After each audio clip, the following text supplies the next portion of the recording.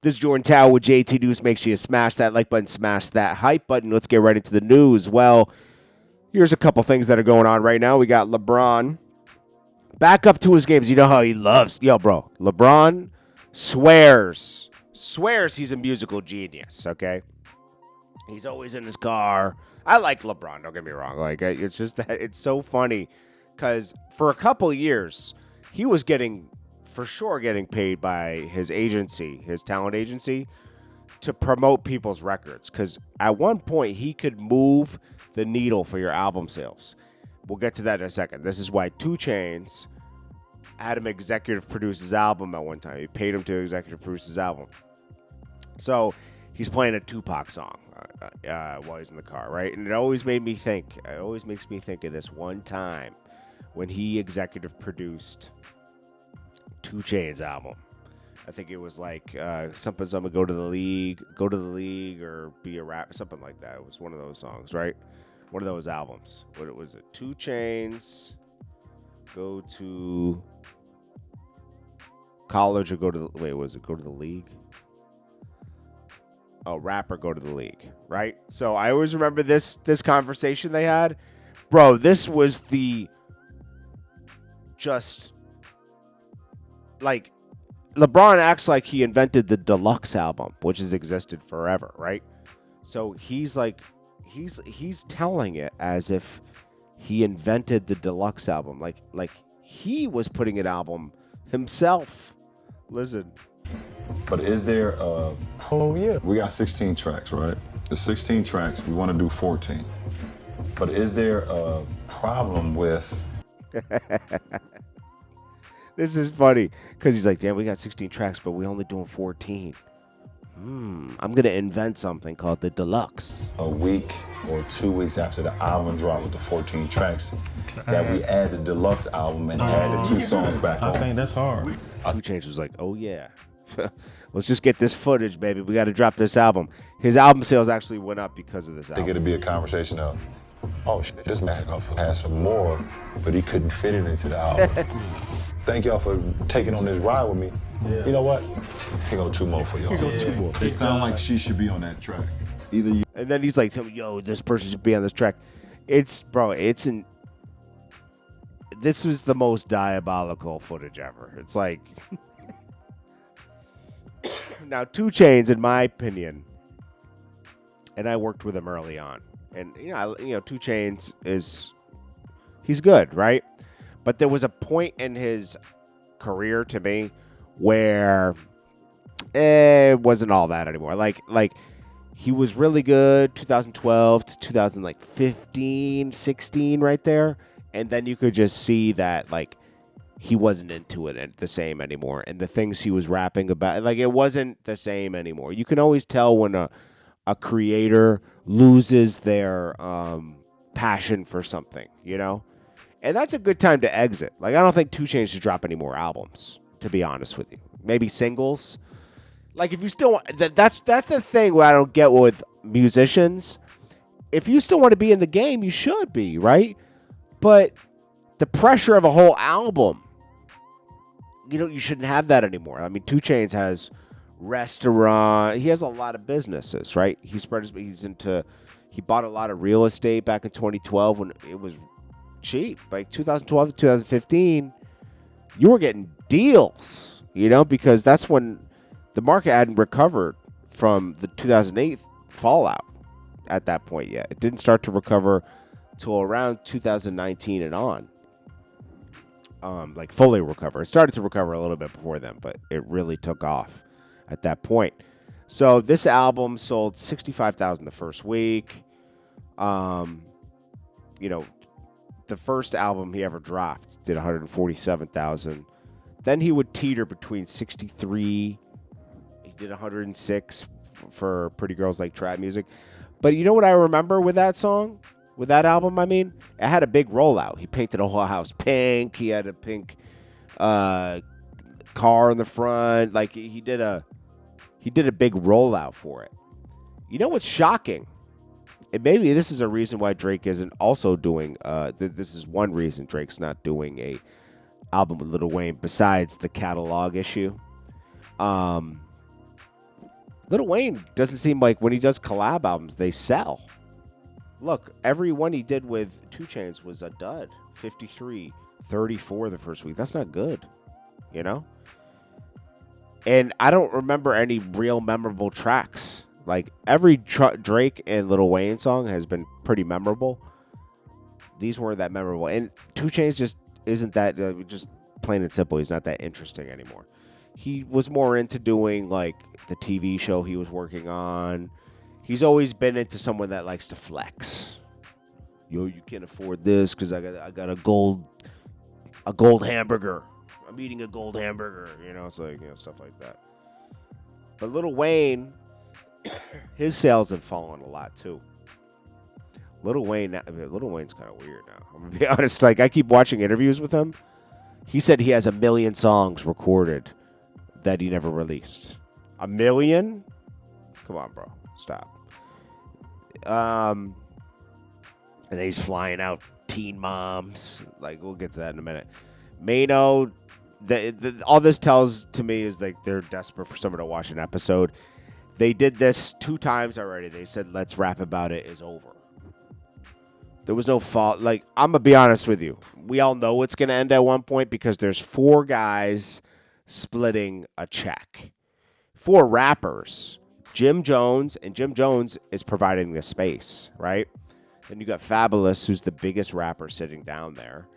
Then you got Mano, is Mano still with Angela Yee? Mano still on Angela Yee? Is he? Mano was no longer part of the show. He officially announced his departure and submitted his. Oh no, that's let's rap about it. Angela Yee, podcast associated. Well, let's see. Let me see. I don't know if he's still on Angela Yee or not. Wait. Angela Yee. I know I'm nosy, right? Angela Yee Radio. She has to have a Instagram. Let's see. Did she put up anything with Mano recently? I know B. What's his name? B. Dot. He was up there for a while with her. Yeah, I don't see too much Mano stuff up here, but maybe I'm wrong. Let me know. You guys will know. But you know, people aren't like, oh my gosh, like who's watching this podcast? It's not that interesting. Gilly and Wallow, they're still pretty interesting. They're funny. I don't know. I don't know who's watching this. I see clips from it all the time though. Yo, this is crazy. I can't show you what happened, but this Mexican influencer, his name is Cesar Castellanos, right? And I don't know, like Mexico, we already know the cartels run Mexico. They run Mexico. And he must have said something that made somebody mad because a guy rode up on a motorcycle and shot this guy in the head. It's on Twitter. It's on X. That's the only place I've seen it. It's disturbing. So I suggest you don't watch it, okay, to be honest with you. But, yeah, he died. Obviously, they shot him in the head. That's right on stream, bro. Then we got G Herbo, and he's having love issues once again. Now, he has supposedly been in Tati's, who is Boston Richey's ex, DMs. He was called out.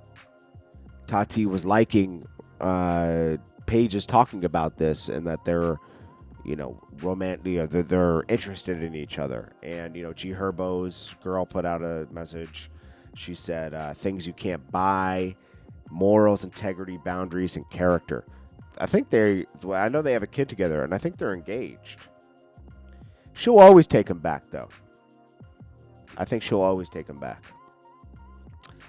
G Herbo said, I never cared to address a rumor, but I'm tired of hearing stuff attached to my name. If y'all ever in life begged a girl and blank confessed my love for them, that ain't mine. Y'all dumb on this internet to be for real. He's probably a simp behind the scenes. He's probably a simp behind the scenes. I like G Herbo, but it's like, you got caught, bro. You got caught. The only reason he's addressing it is because he's trying to deter away from it. Like, I would never.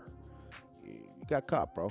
All it takes is for a person to be loud and wrong, and y'all believe him. Don't be silly. This guy gets caught in lies a lot, to be honest. But hey, he's a musician, and that's what we're supposed to like is music, right? But hey, because the internet, we care about when you put your personal life out there, it gets people get involved. Rick Ross blames fake bot numbers for poor set in stone first week sales. It's true. 50 Cent says, nah, that was trash, bro. Get out of here. I really don't think Rick Ross's album is trash. It's just there's no standout tracks from it. It's like a filler album, like I said. He could have used these tracks on multiple albums. Rick Ross is another artist. Why are you dropping a whole album? Drop singles. I don't think 50 Cent will ever drop a whole album again. It'll always be singles. He has enough albums with enough sales to sell out world tours. He sells out. Rick Ross could never do that in his life. Sell out a world tour packed in stadiums. And I don't know why. Maybe it's because, I don't know. He could have had more of a personal relationship with his fans. I think he's a little standoffish. And, people, once you start, knowing he's fake, I don't know. 50 Cent has more of a real story. Rick Ross doesn't. Now, they both got their names from street legends, 50 Cent was a big street legend in Brooklyn. And he took that name. I don't know why he took that. I got to look into that. Why did he? I forget. He said it one time. I forget. Drake hosts annual Strong Women Stronger Drinks dinner in Toronto. And he gives out $1 million, bro. One girl got a car. 10 girls got $50,000 each. He gave this girl a Beamer. Bro, how rich is this guy? How rich is this guy, bro? This guy's really rich, bro. For real. He's got that cheddar. Rihanna teases Drake because in her story she shows her and A$AP Rocky. She's whining on him, right? And there's this guy that keeps looking over. She says, "My ex in the studio." That's supposed to be Drake. That's funny. Because Drake, that's a big L for Drake. He keeps obsessing over this. Bro, you weren't with her for a long time, bro. Her and A$AP. He knows that Rihanna's linked to a lot of his friends. Okay? Rihanna was like a dude out here, bro. She would handle these guys like guys handle women. That's how she was. Secretly behind the scenes, And you know what? So what? She was doing her thing, And she kept it on the low, too. You would only know about that if you knew certain people, Talking about my daughter's loan. Okay, this is Dame Dash saying the Breakfast Club should be highlighting his hit TV show. It's not a hit TV show yet, bro. His hit TV show, OG Stories. I checked out some of it. It's pretty good. It's just people telling their stories on there. But, bro, you took a loan from your daughter and you put it out there publicly on a TV show. That was weird. I'm going to be real. That was weird. Diddy. What happened with Diddy, man? Let me pull that back up. Something happened with him. I know a woman, one of the officers, a female officer in the jail, she got arrested for having, relations with an inmate. But Diddy, what happened? Oh, I know what it is. So all the hard drives in the cell phones they seized, he forfeits them forever. The judge signed a forfeiture document, and yeah, he lost those forever. So it's crazy what the government can do. You don't want to get in their crosshairs. Pusha T is about to drop an album. This will be interesting. It must be going through. Is it Atlantic they have to deal with? Let's see. Pusha T. He's about to drop this album on Friday.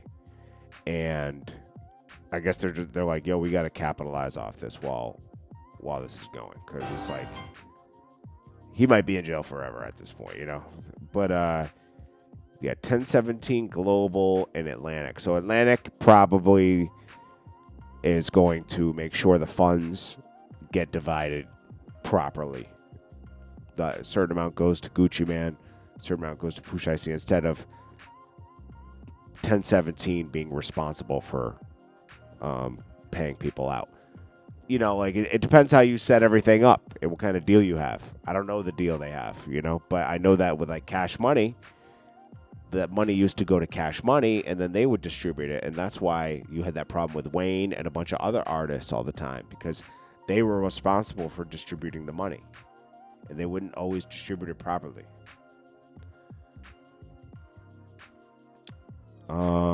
Then we got Lil Wayne and this. I don't get why he was like, yo, yeah, I'm gonna fly the Teen Mom out. How that got exposed. Is this a lie or is this real? Like, because I can't imagine Drake sitting back and watching Teen Mom and seeing this argument between the mom and the Teen Mom and being like, yo, I gotta fly her out.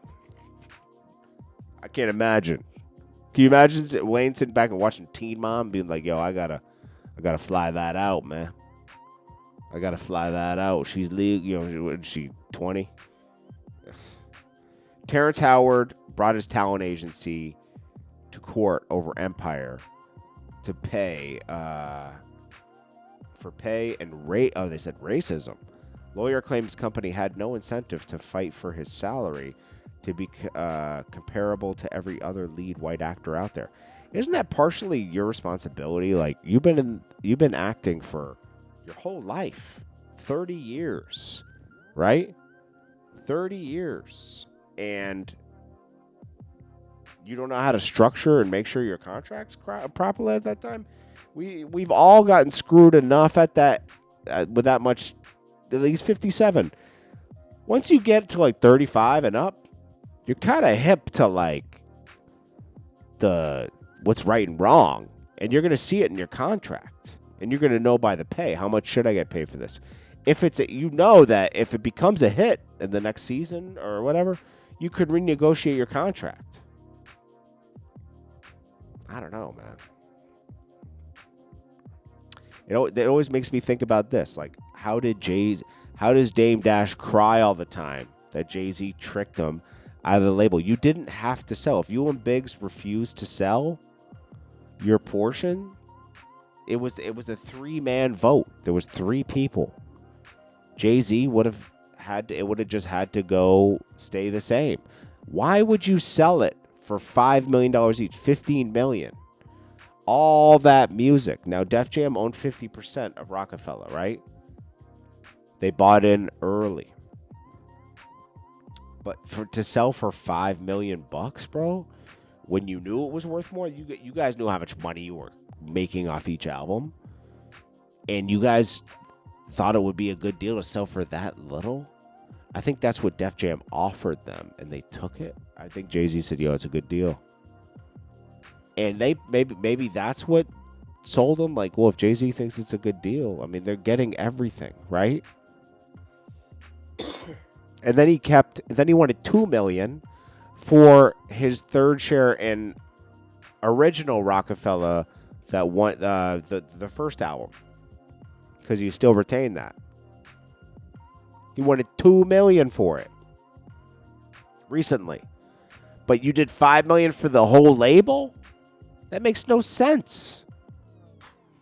And then Jay-Z became president, and they sold it back to him. That's crazy, right? But is Dame Dash that great of a businessman to allow that to happen? No, probably not. It shows a lot. Like, oh, how were you running this label for 10 years? Like, as a major entity for 10 years, and you didn't know the ins and outs of the business? You're putting out platinum records and you don't know the ins and outs? It says a lot. And then Perez Hilton, I saw the video. He got on live and he just started like cutting himself, like little micro cuts all over his body. He was all blood. His whole body. Don't go watch it. It's just crazy. How old is Perez Hilton? He's been blogging forever, man. Perez. And he always has these episodes live, too. He always goes live with it. He is 48. Really? I thought he was like 60. He looks 60 to me. Okay, so he's 48. He lives in Miami. I think he has a kid, too, right? He has children. He has children and he's doing this. This makes no sense, bro. How he has kids, I don't know. I guess he did he adopt them? Well, anyways, he has kids and he's doing this. That's crazy. Yes, Perez has 3 biological children who are genetically related to him. Oh, okay, so he must have had a surrogate. 2015, 13, 15, and 17, he had these kids. And yo, bro, you're trying to take yourself out on live, bro. That's really selfish, bro. Well, I hope he gets the help he needs. Anyways, this is Jordan Tao with JT News. I will check you guys in the next one. Thank you so much for watching. Yeah. Peace. Don't forget to hit that like button and share, too. Hype it up.